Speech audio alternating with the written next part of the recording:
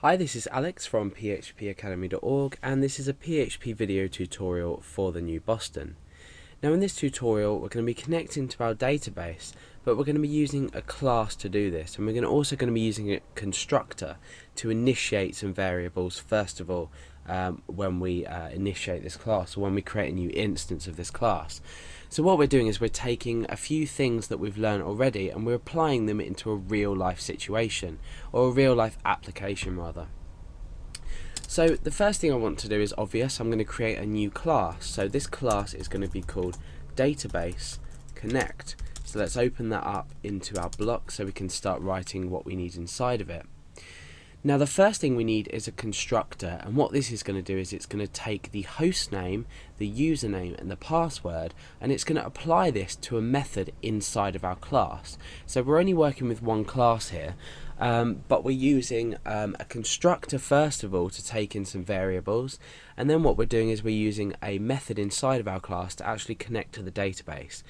Now if the database connects successfully, we're going to return true, and then in the constructor we're going to take this value, we're going to return either true or false from the method, and in the constructor we're going to pick up on either this true or false value and then echo if we've successfully connected or if we haven't. So it's a bit of a long way round of things. However, what we're actually doing is practicing. That's the main thing, we're practicing.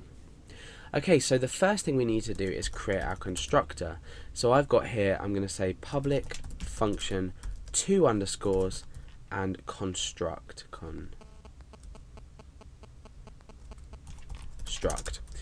Okay, so remember the parenthesis at the end. We're going to put our arguments in there in a moment, and then our block here, remember that as well. So if you don't remember what a construct does, let me just demonstrate. Let's just echo out hello. Now let's come down here and create a new instance of our class by saying connection equals new database connect. Now what this does is as soon as we initiate this class, as soon as we create a new instance of it, this code inside this block will be run. That's basically what we're looking at when we see this constructor here. So you can see that we've run the text hello. However, if this was to be a normal function or normal method, we wouldn't automatically echo anything out. So let's get rid of that, and let's get rid of that. Now we need to think about what parameters we need to pass through into our class as it's created. So we need the DB host, which is the database host, and you can name these anything. I'm just calling them this because this is what I'm used to. DB username and DB password. Okay, so let's give this a test. So let's echo out the DB user, the DB host, sorry. I'm going to append a break onto that, and the DB username, append another break onto that, and the DB password.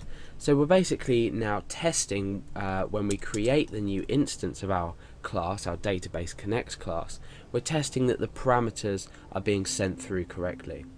So let's say connection equals new database connect. Now in here we need to supply some parameters. If we don't, you'll see that we'll get an error. It says here blah blah blah, missing argument 1, 2 and 3, and then we've got an undefined variable in here as well. Because we haven't supplied the arguments, these are all undefined variables, and the argument error came from here, which you can see missing argument. So let's supply it with the arguments that it requires. We've got 1, 2 and 3. The first one I'm just going to say localhost, and I'm going to say root, and I'm going to say password. So let's go and refresh, and you can see that that's simply taken the constructor and it's echoed out the arguments that we've passed into it. So we know that that works now. Get rid of this. Now what we're essentially going to be doing here is performing a check to see if another method returns a true or false value. Let's go ahead and create that method now so we know exactly what we're doing. Now the method is going to be called connect, and inside this method we're going to be making use of the MySQL connect function. So what we're essentially doing is we're saying if, and we're saying MySQL connect, and then we're supplying it with a few arguments in here, which are going to be gained from inside here. So it's getting quite complicated and multi-level now, but hopefully by the end of this you'll understand what's going on. If this MySQL connect is true, then we're going to return a true value, which is going to be picked up by our constructor. So we've created the skeleton outline for our connect method. Now let's go, let's apply these parameters.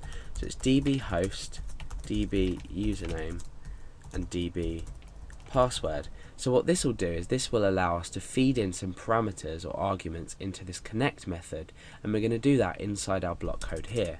So what we're going to do is we're going to say if this, and inside this connect, then we're saying db host, db username, db password. If this is true, do something, otherwise do something else. So in here I'm going to say if not, if this doesn't return a true value. So if the connect doesn't return a true value, it's safe to say that the connection has failed. So we're going to put connection failed. Otherwise, we're going to echo connected to, and then we're just going to display the database host that we're connected to.